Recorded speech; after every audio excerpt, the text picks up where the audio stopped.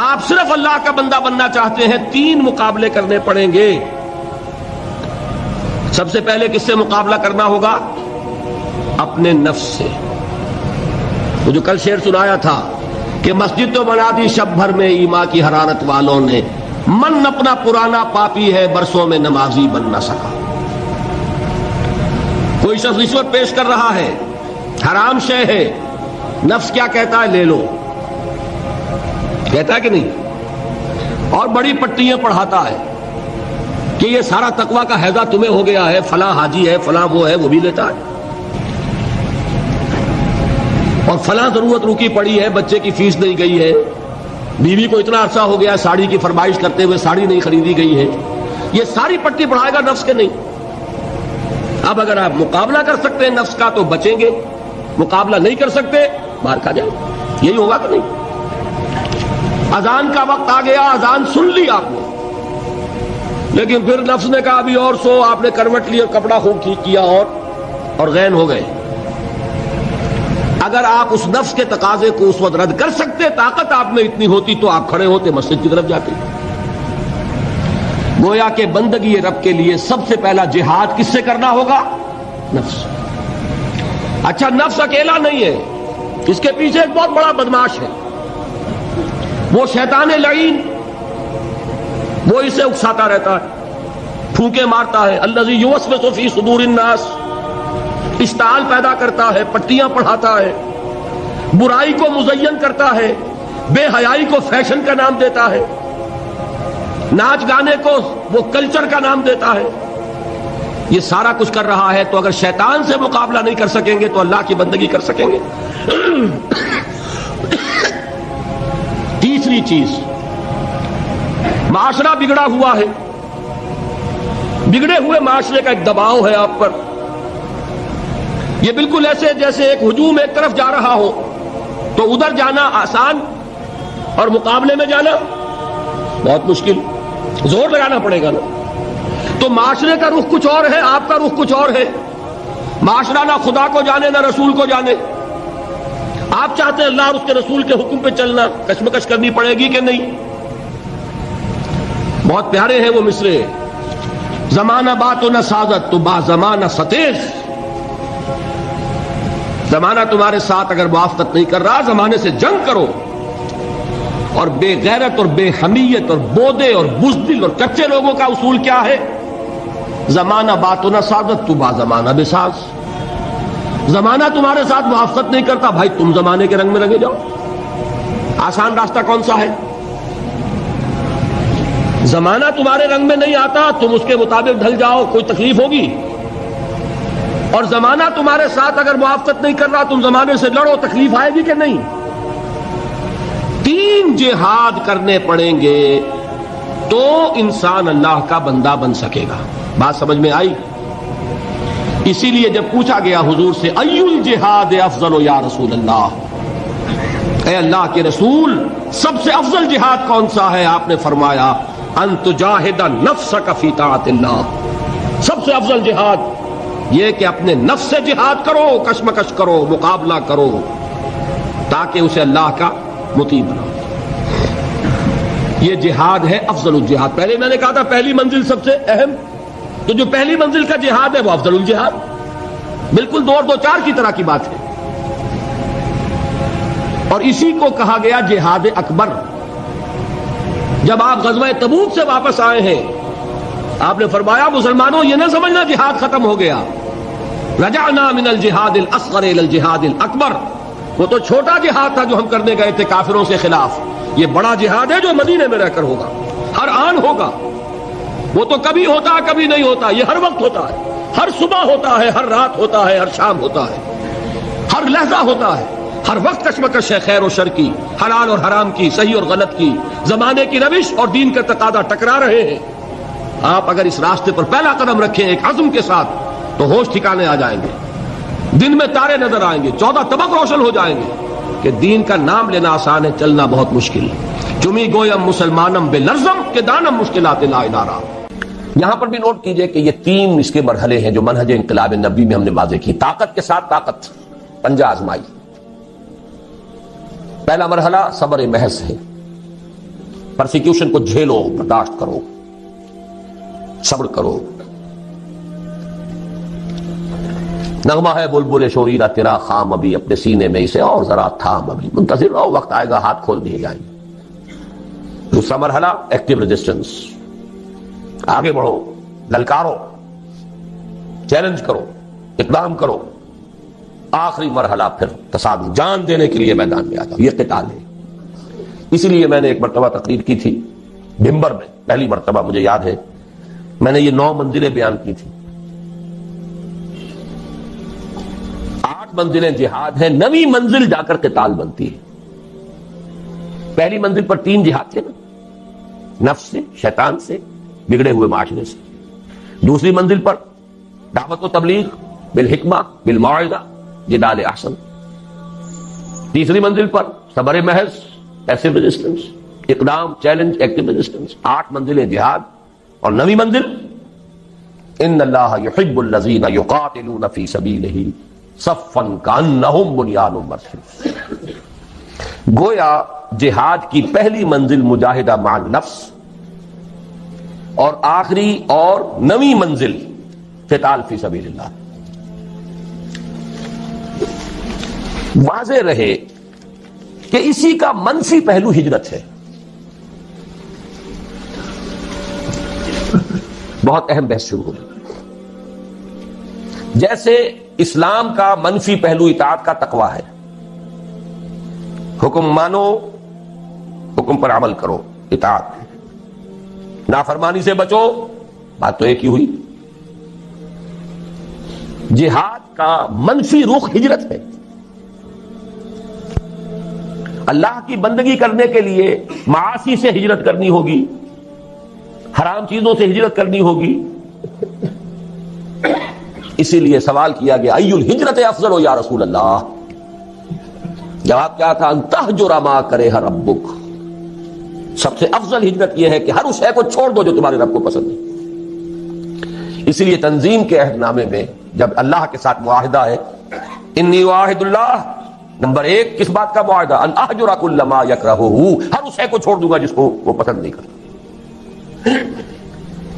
واضح رہے کہ اسی کا منفی پہلو ہجرت ہے. چنانچہ اس کی بھی پہلی منزل ان تہجر ما کرہ ربک ہے، اور آخری یہ کہ اقامت دین کی جد و جہد میں وقت آنے پر گھر بار، مال و منال اور اہل و عیال کو چھوڑ کر نکل جایا جائے.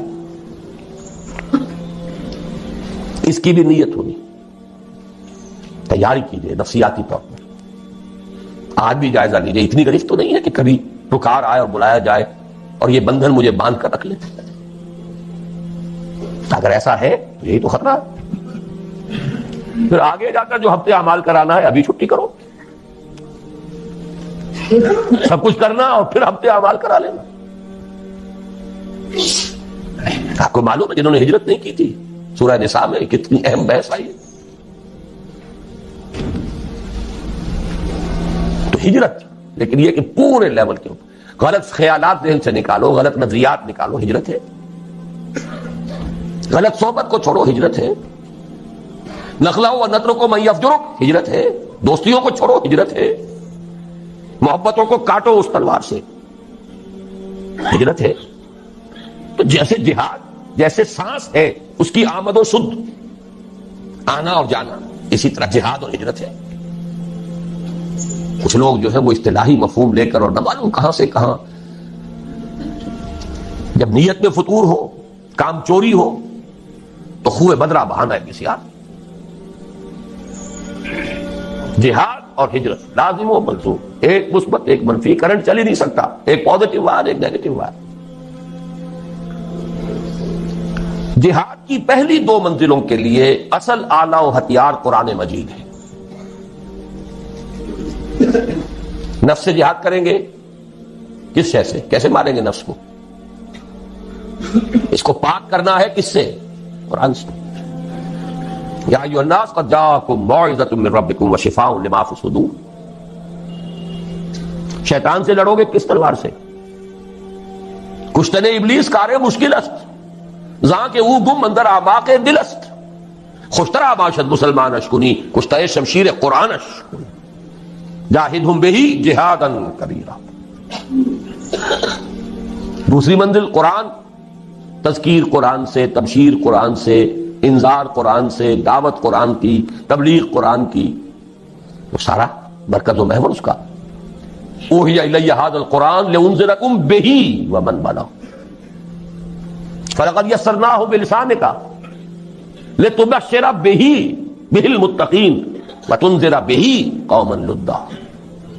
نفس کے خلاف جہاد کرنا ہے، ومن اللیل فتہجد بہ نافلۃ لک. دعوت کے لیے غلط نظریات کا ابطال کرنا ہے قرآن کے ذریعے، ایمان کا اس بات کرنا ہے قرآن سے ہوگا.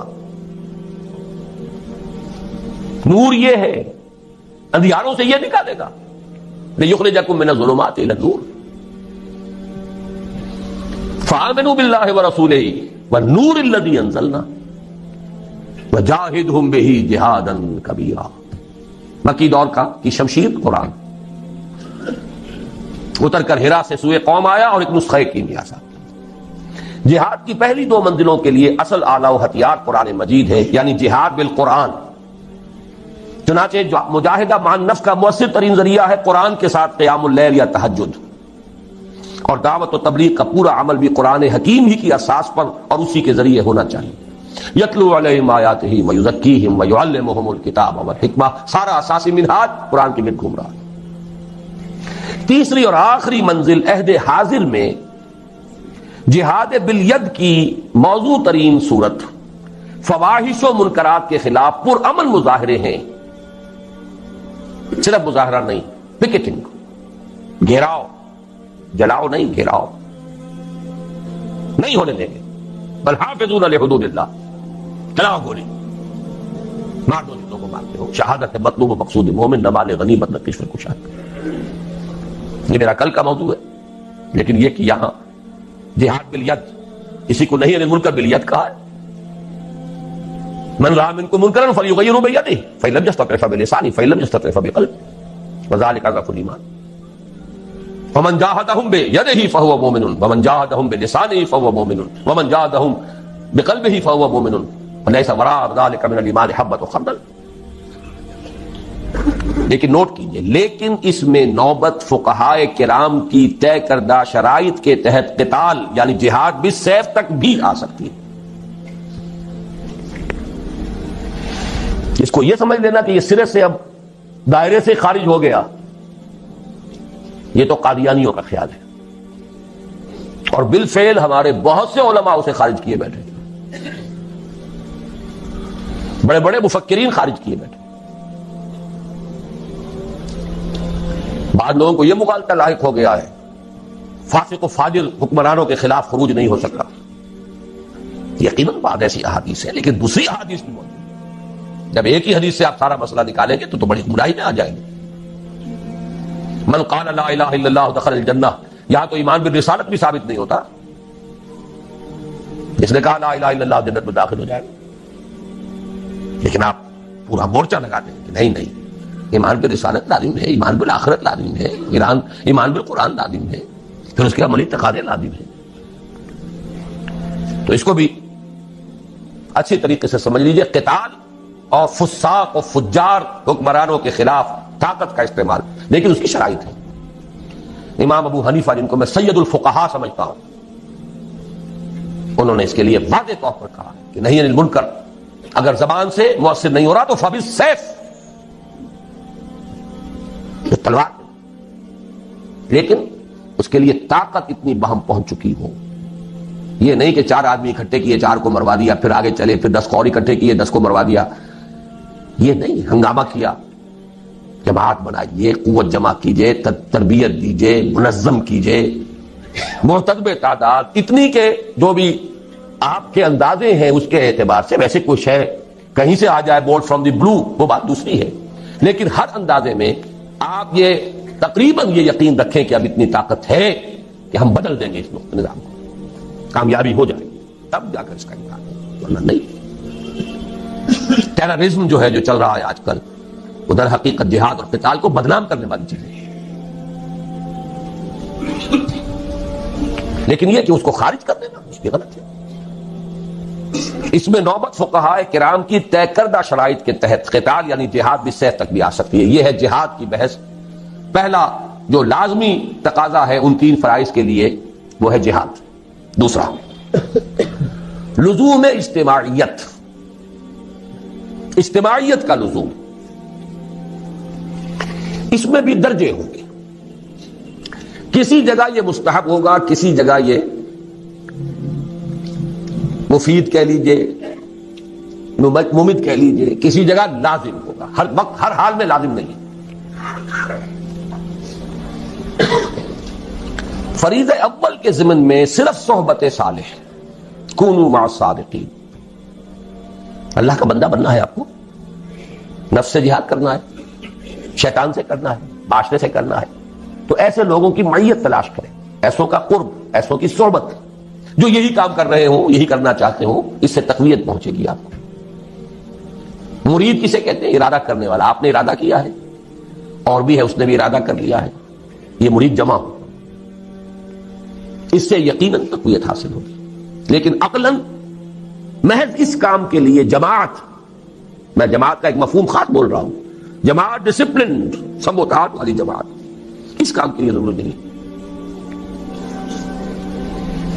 نمبر 2، اسی طرح فریضہ ثانی کے ضمن میں درس گاہوں، اداروں، انجمنوں اور سوسائٹیوں سے پورا ہو سکتا. دین کی دعوت و تبلیغ ہے، ڈھیلا ڈھالا نظم ادارہ ہے، اشاعت قرآن کا ادارہ، پبلشنگ ہاؤس ہے، آڈیو ویڈیوز کے کا کوئی سلسلہ ہے، جرائد ہے، رسائل ہیں، انجمنیں ہیں، دارالعلوم ہیں. یہ سب اس کا ذریعہ ہے. یہ جماعتیں نہیں ہیں. اجتماعیت تو ہے. لزوم اجتماعیت لکھا ہے میں نے اوپر. اجتماعیت ایک عام لفظ ہے. یہ لوز آرگنائزیشنز، ایسوسیشنز، انجمنیں، ان میں وہ سموتات، ڈسپلن یہ نہیں. ٹھیک ہے، ایک دستور ہے، قانون ہے، اس کے مطابق آپ نے تقسیم کار کر لیے. کوئی صدر ہے، کوئی سیکریٹری ہے، جس کی ٹانگ گھسیٹنی ہو گھسیٹ لیجئے، نو کانفیڈنس لے آئیے اس کے خلاف. جس کو آپ برقرار رکھنا چاہیں رکھیں، جو بھی رکھیں. آپ کا دارالعلوم ہے، اس کا کوئی محتمم ہے، بہرحال ایک نظم تو وہاں ہوگا. لیکن یہ کہ وہ جماعت کا سلسلہ نہیں. لیکن اب ہے اصل شے، فریضہ ثالث کے ضمن میں سم و طاعت فی المعروف کے ٹھیٹھ اسلامی اور عسکری اصول پر مبنی جماعت کے بغیر پورا نہیں. کوئی احمق ہوگا جو سمجھے کہ یہ کام ہو سکتا ہے بغیر اس کے. ٹھیٹھ اسلامی اور عسکری ملٹری ڈسپلن. وہاں آپ کو یہ اختیار نہیں ہے، حق حاصل نہیں ہے کہ آپ اپنے سپیریئر سے یہ پوچھیں کہ یہ حکم آپ کیوں دے رہے ہیں، مجھے کیا حکمت ہے. There's not to reason why, there's but to do and die. عسکری اور ٹھیٹھ اسلامی سموتات، فاسمعوا واطیعوا. اللہ کی سموتات مطلق، رسول کی سموتات مطلق، الا یہ کہ وہ خود کہہ دیں کہ یہ صرف میرا مشورہ ہے، حکم نہیں ہے. جیسے حضرت بریرہ نے پوچھ لیا تھا. حضرت مغیث ایک غلام تھے، حضرت بریرہ ایک کنیز تھیں، ان کے ساتھ نکاح تھا. حضرت عائشہ کی کنیز تھی حضرت بریرہ. حضرت عائشہ نے انہیں آزاد کر دیا. اب ان کا سٹیٹس ہو گیا اونچا، وہ غلام کے غلام تھے. یہ ایک خیار حاصل ہوتا ہے، اختیار، چوائس. کنیز پہلے جس کے نکاح میں تھی، کنیز ہونے کی حیثیت سے کسی غلام کے، اب جب وہ حرہ ہو گئی، آزاد ہو گئی، تو شی ہیڈ این آپشن. وہ چاہے تو اب اس کے نکاح میں رہے، چاہے تو نہ رہے. کفر نہیں رہا نا اب وہ. تو حضرت بریرہ نے کہا میں تو اب اس کے نکاح میں نہیں رہوں گی مغیث کے. انہیں بہت محبت تھی. انہوں نے پہلے خود خوشامد کی، نہیں مانی. پھر سفارش کروائی. سفارش بھی کس کی؟ محمد رسول اللہ صلی اللہ علیہ وسلم کہ حضور اس سے کہیے. حضور نے فرمایا بریرہ کیا حرج ہے اگر تم مغیث کے گھر میں رہو. پورا فوراً سوال کیا، حضور آپ کا حکم ہے یا مشورہ؟ فرمایا نہیں، حکم نہیں ہے، مشورہ ہے، تو میرے لیے قابل قبول نہیں ہے. حکم کو نہیں ٹالا. ما كان لمؤمن ولا مؤمنة اذا قضى الله ورسوله امرا ان يكون لهم الخيرة فيهم. مشورے کو آپ سوچ سکتے ہیں، ٹھیک ہے، چوائس ہے. ایک عورت جانتی ہے کہ بیوی کی حیثیت سے اسے کیا فرائض ادا کرنے ہیں. ذہناً قلباً جس کو وہ قبول نہ کر رہی ہو، اس کے ساتھ وہ حقوق جو ہیں وہ ادا کر سکے گی کہ نہیں کر سکے گی. شی نوز اٹ بیٹر. حکم نہیں دیا، لیکن حکم ہو تو سم و طاعت مطلق، نو ایکسیپشن. آگے چل کر حضور کے بعد اب ہے فی المعروف، صرف ایک اس کے اندر ایکسیپشن ہوگی، اگر اللہ اس کے رسول کے واضح احکام کے خلاف کوئی بات ہے تو نہیں مانیں گے. اس کی وضاحت میں بعد میں کروں گا کیونکہ مجھے آج ایک حدیث بھی ذرا آپ کو پڑھانی ہے. تو یہ لزوم اجتماعیت جو ہے، اس کا تقاضا فریضہ اول کے ضمن میں صرف صحبت صالح سے پورا ہو جاتا ہے، کونوا مع الصادقین. سیکنڈ لیول پر درس گاہوں، اداروں، انجمنوں اور سوسائٹیوں سے پورا ہو سکتا ہے. سم و طاعت والی جماعت ضروری نہیں، لیکن فریضہ ثالث کے ضمن میں سم و طاعت فی المعروف کے ٹھیک اسلامی اور عسکری اصول پر مبنی جماعت کے بغیر پورا نہیں ہو سکتا. یہی مراد ہے حضور کے ان الفاظ مبارکہ سے، آمرکم بخمس بالجماعت والسمع والطاعت والہجرت والجہاد فی سبیل اللہ. آپ یہ بھی کہہ سکتے ہیں میں نے پورا جو ہے یہ 2 گھنٹوں میں صرف اس حدیث کا درس دیا ہے آپ کو. جہاد اور ہجرت جڑے ہوئے بریکٹڈ، سم و طاعت جڑے ہوئے بریکٹڈ، جماعت پلس بریکٹ شروع، سم جمع طاعت بریکٹ بند، جمع بریکٹ شروع، بلکہ ضرب، یہاں جمع نہیں ضرب، بریکٹ شروع جہاد پلس ہجرت بریکٹ بند. اس حدیث کو یوں ذہن میں رکھیے. جماعت کون سی؟ سم و طاعت والی. یہ لازم و ملزوم ہے، بریکٹڈ ہے، سنو اور مانو. یہ کس لیے ہے؟ ضرب دینا ہے اس کو، وہ ہے ہجرت و جہاد. آمرکم بخمس بالجماعت والسمع والطاعت والہجرت والجہاد فی سبیل اللہ. تیسرا لزوم بیعت. تو نماز کے لیے وضو کے لیے پاک پانی. بیعت جو ہے، ایک تو ہے بیع، وہ تو اللہ سے ہوئی، جان و مال اس کے حوالے، جنت ہم کے امیدوار ہیں. ایک ہے بیعت کسی انسان کے ہاتھ پر. وہ انسان رسول بھی تھے تو انسان تھے، ان کے ساتھ بیعت سم و طاعت مطلقاً. اب آپ کے بعد جو انسان ہے غیر معصوم ہے، چاہے وہ ابو بکر ہو، ان کے ساتھ سم و طاعت فی المعروف. بالکل میتھمیٹیکل سمجھیے ان چیزوں کو. لیکن بیعت کے ضمن میں بھی ایک ہی طرح کا تقاضا نہیں ہے، تینوں لیولز پر کچھ فرق ہو جائے. پہلے 2 فرائض کے ضمن میں بیعت سلوک و ارشاد کی صورت میں کفایت کرتی ہے، لیکن یہ جو بیعت ہمارے ہاں چل رہی ہے، سلوک اور ارشاد کی بیعت، بہت اچھی بات ہے کہ اس کے لیے بھی لفظ بیعت استعمال ہوا، تاکہ معلوم ہو کہ یہ ہمارے دین کا ایک مستقل اس کی اصطلاح ہے، اس کا ایک فکر ہے. اور وہ بیعت عقبہ اولا کے ساتھ میں سمجھتا ہوں کہ اس کا ربط اور تعلق ہے. بیعت ارشاد، پہلی بیعت حضور نے یہی لی تھی، شرک نہیں کریں گے، چوری نہیں کریں گے، زنا نہیں کریں گے، تہمت نہیں لگائیں گے وغیرہ. اور جس نیک بات کا آپ حکم دیں گے وہاں معروف تھا. یہ پہلا درجہ تھا اس بیعت کا. بھی آج وہ بیعت ادرو قرآن صرف بیعت النساء ہے. یہ سلوک کی بیعت زنانہ بیعت ہے، یہ مردانہ بیعت نہیں ہے، زنانہ بیعت. نوٹ کر لیجئے اس کو. قرآن حکیم نے وہی الفاظ دیے، حالانکہ سورہ ممتحنہ سن 6-7 میں نازل ہو رہی ہے.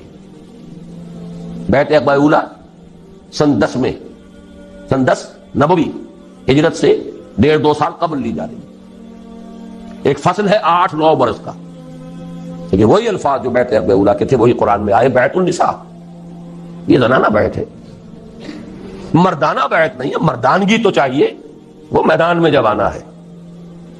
مردانہ بیعت وہاں درکار ہے، وہ فرض خواتین پر نہیں. زنانہ بیعت لیکن ہے بیعت.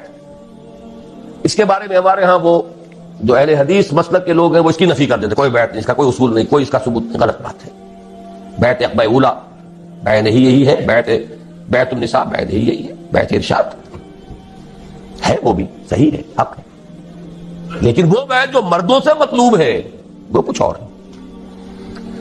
اگر یک قطرہ خونداری اگر مشتے پرے داری بے ابا من تو آمودم طریق شاہ بازی راہ. مردانگی اس کے لیے بیعت جو ہے وہ ہے نمبر 3. فریضہ سادس کے ضمن میں بیعت سموتات فی المعروف کی صورت لازمی و لابدی. اب میرے پاس اور الفاظ نہیں ہے جس کو میں تاکید کیسے دوں کیسے کروں. لازمی ہے لابدی ہے, کوئی اس سے رستگاری نہیں. یا تو کہیے کہ وہ فرض ہے ہی نہیں, ٹھیک ہے چھٹی ہو گئی. جس گاؤں جانا نہیں اس کا راستہ کا ہے کو پوچھنا. اگر مانتے ہیں کہ وہ فرض ہے, بلند ترین منزل کے لیے جد و جہد فرض, تو کوئی پاگل ہوگا, احمق ہوگا, ڈھیٹ ہوگا جو اس کے لزوم کا انکار کرے. فریضہ سادس کے ضمن میں بیعت سموتات فی المعروف کی صورت لازمی اور لابدی, اسی کی جانب اشارہ ہے مسلم شریف کی روایت عن عبداللہ ابن عمر رضی اللہ تعالی عنہما میں, جس میں حضور صلی اللہ علیہ وسلم کے الفاظ مبارکہ وارد ہوئے ہیں کہ من مات ولیس فی عنقہ بیعۃ مات میتۃ جاہلیۃ. جو شخص مرا اس حال میں کہ اس کی گردن میں بیعت کا قلادہ نہیں تھا, وہ جاہلیت کی موت مرا ہے, ایمان اور اسلام کی موت نہیں مرا ہے. جو لوگ اس بیعت ارشاد کو سمجھ لیتے ہیں کہ یہ تقاضا پورا ہو رہا ہے, وہ اپنے آپ کو دھوکہ دے رہے ہیں. یہ دوسری بیعت کا تذکرہ ہے. اس حدیث کے بارے میں بھی میرے جو الفاظ تھے اوریجنل ان میں نے تھوڑا سا اضافہ کیا. اس پر اصل میں مجھے متنبہ کیا تھا مولانا سید حامد میاں رحمۃ اللہ علیہ نے, جو ہمارے مستشارین میں سے تھے تنظیم. وہ چونک گئے اس کو دیکھ کر, کہنے لگے آپ جس طرح اس کو لازم قرار دے رہے ہیں, یہ مفہوم تو ہمارے بزرگوں اور اسلاف میں سے کسی نے بیان نہیں کیا کہ اس معنی میں یہ بیعت جو ہے لازم ہے. میں نے انہیں ایک جواب دیا بڑی ٹیکنیکل ٹرمز میں. مولانا عصمت اللہ صاحب سمجھیں گے اس ٹیکنیکل ٹرمینالوجی کو. میں نے کہا مولانا پہلی بات تو یہ ہے کہ کسی شے کا عدم ذکر اس کے عدم وجود کو مستلزم نہیں ہے. کسی شے کا ذکر نہ کیا جائے تو اس کا مطلب یہ نہیں کہ وہ ہے نہیں. یہاں کتنے لوگ ہیں, میں کچھ لوگوں کا ذکر کرتا ہوں تو اس سے باقی لوگوں کی نفی تو نہیں ہو جائے گی. اگر اسلاف میں سے کچھ لوگوں نے اس کا ذکر نہیں کیا تو اس سے یہ لازم نہیں آتا کہ تھا ہی نہیں. اور مثال دی, اور میں بہت ہی اللہ کا شکر ادا کرتا ہوں کہ میرے علم میں وہ مثال آ گئی تھی, کیونکہ میرے استاد بھی تھے مولانا منتخب الحق قادری. انہوں نے بتایا کہ ان کے جو استاد تھے مولانا معین الدین اجمیری رحمۃ اللہ علیہ, ان کی جو لائبریری تھی اس کی ایک الماری ایسی تھی جس کی وہ چابی کسی کو نہیں دیتے تھے کبھی. اس کی کتابیں جھاڑنی ہوتی تھی تو خود ہی. ایک مرتبہ کہیں طبیعت ناساز تھی اور یہ ان کے بہت چہیتے شاگرد تھے, مجھے دے دی, اور وہ رہتے تھے قبرستان میں. قبرستان میں وہ جگہ